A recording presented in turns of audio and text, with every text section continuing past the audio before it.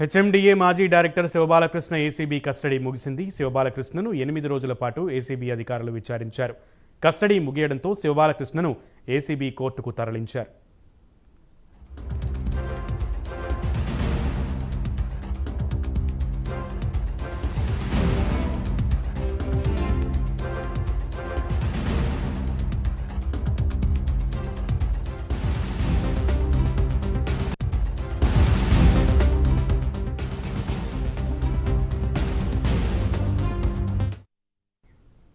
Right, Shiva Balakrishna విచారణ అయితే పూర్తయింది. ఏసీబీ కోర్టుకు అప్పగించినట్లుగా తెలుస్తోంది ఏసీబీ అధికారులు. మరింత సమాచారం మా ప్రతినిధి కుమార్ అడిగి తెలుసుకుందాం. Kumar. Thank you Sunil. HMDA మాజీ డైరెక్టర్ శివబాలకృష్ణ ఏసీబీ కస్టడీ అయితే ఈ రోజుతో ముగిసింది. మొత్తానికి 8 రోజుల పాటు కూడా శివబాలకృష్ణ అయితే పూర్తిగా ఏసీబీ అధికారులు అయితే విచారించడం జరిగింది.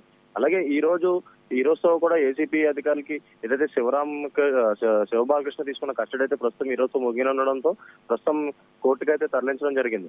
మొత్తానికి 10 రోజుల ముందట కూడా ఏదైతే అక్రమాస్తులు సంపాదించారనే ఆరోపణల నేపథ్యంలోనే శివబాలకృష్ణ ఇంటి బంధువులు కావచ్చు, అలాగే ఆఫీసులు కావచ్చు, ఇలా ప్రతి చోట కూడా ఏసీబీ అధికారులు ఏకకాలంలో దాడులు నిర్వహించారు. ఈ దాడులు నిర్వహించిన సమయంలో కూడా ఒక కీలక డాక్యుమెంట్స్ కావచ్చు, లేదా అక్రమాస్తులు కావచ్చు, ఇలా బంగారం కావచ్చు, ఇలా చాలా ఏసీబీ అధికారులు గుర్తించడంతో ఆ రోజునే శివబాలకృష్ణ అయితే అరెస్ట్ చేయడం జరిగింది. ఆ తర్వాత కోర్టులో ప్రొడ్యూస్ చేసి 8 రోజులు కస్టడీకి అయితే తీసుకున్నారు. ఈ 8 రోజుల కస్టడీలో కూడా మొదటి రోజు నుంచి చూసినట్టయితే మొదటి రోజు అయితే శివబాలకృష్ణ ఎటువంటి సహకరించకపోవడంతో ఏదైతే ఏసీబీ అధికారులు తమ ముందున్న ఆధారాలన్నీ కూడా శివబాలకృష్ణ దగ్గర పెట్టే క్వశ్చన్ చేయడంతో ప్రస్తుతం ఆయన అయితే నోరెప్పడం జరిగింది. ఈ 8 రోజుల కస్టడీలో కూడా సుమారు 15 బ్యాంక్ లాకర్స్ అయితే గుర్తించారు. అలాగే ఒక 3 బ్యాంక్ లాకర్లు కూడా అందులో ఓపెన్ చేయడం జరిగింది. ఈ బ్యాంక్ లాకర్ లో కూడా సుమారు చాలా బంగారం కావచ్చు, లేదా ఇతర పత్రాలు కావచ్చు, లేదా నగదు కావచ్చు, ఇవన్నీ కూడా ఏసీబీ అధికారులు అయితే గుర్తించారు.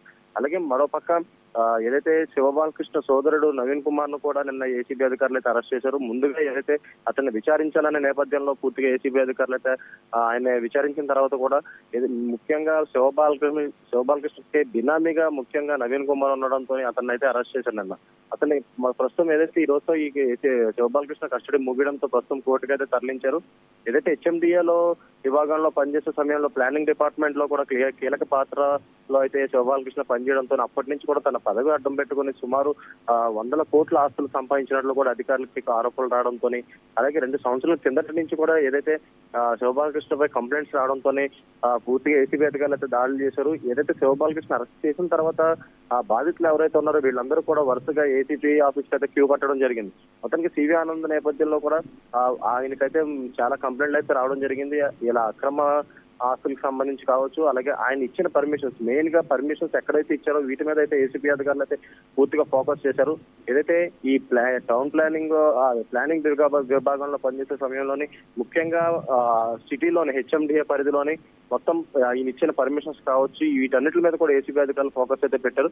ఎక్కడ కూడా ఎలా కూడా ఏదైతే ఒక ఫైల్ కి సంబంధించి కూడా ఎలాంటి పర్మిషన్ ఇవ్వాలనేది ముఖ్యంగా బాలకృష్ణ అయితే నిర్ణయించాల్సిన పరిస్థితి ఉండే నేపథ్యంలోనే ఆయన ఎక్కువ ఈ లంచాలు తీసుకొని, లంచం కూడా అది కూడా విల్లాల రూపంలోనే, నగదు రూపంలో తీసుకోకుండా విల్లాల రూపంలో లంచాలు తీసుకుని అవి కూడా బినామీ పేర్ల మీద ఉంచడంతో ఏసీబీ అధికారులు ఈ 8 రోజుల కస్టడీలో కూడా పూర్తిగా విచారించారు. అలాగే విచారించిన తర్వాత కూడా శివబాలకృష్ణ దగ్గర నుంచి కూడా చాలా కీలకమైన ఆధారాలు అయితే సేకరించినట్లు కూడా తెలుస్తుంది. ప్రస్తుతం ఈ రోజు ఆయన కస్టడీ అయితే ముగిసింది.